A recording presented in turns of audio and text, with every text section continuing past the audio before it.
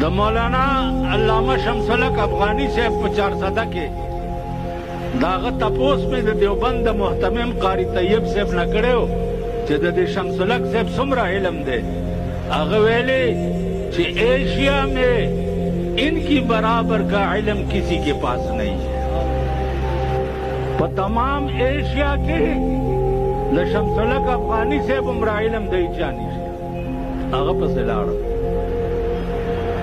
ناجوړ او کور پروت و. زوی ورته ویلی چې دی راغلی دی. ویل را دننه یې که چې دننه یې بوتلمه دا تپوس مې ترې وکړو.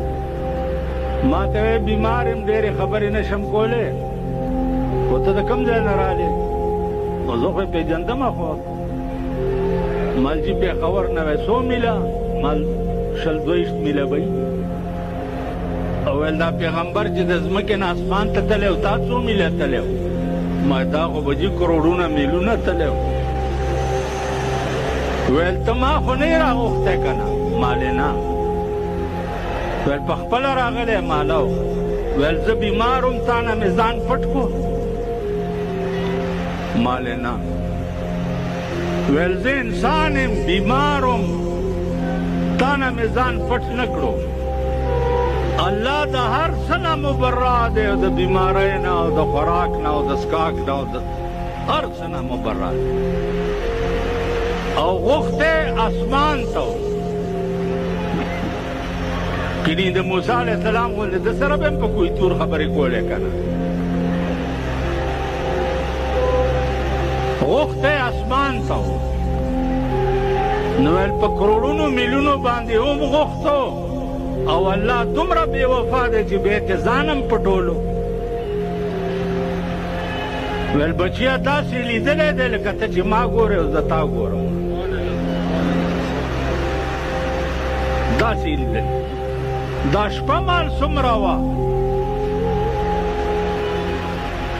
شپه مال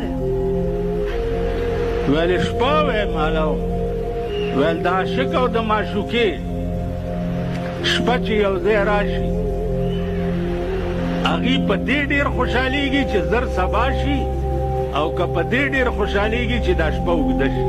ووایي شپه هسې نه خپلو ښځو ته هم خیال راشي. دا د عشق خبره ده. ښځې سره عشق نه وي.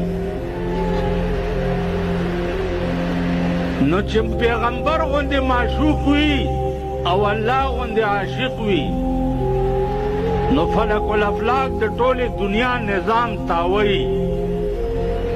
دا یې ودرولو خدای خبر چې 100 کروڑه کاله ولاړو.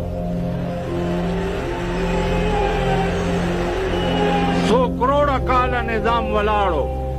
ځکه چې حدیث کې راځي چې کنجي مو مغسې خوځېده او بستره مو مغسې ګرمه وه.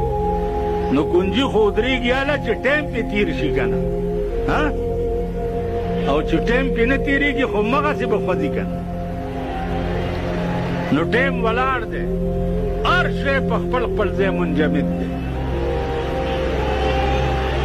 بیا چې واپس راتلو 140,000 پیغمبران ورسره ټول راله.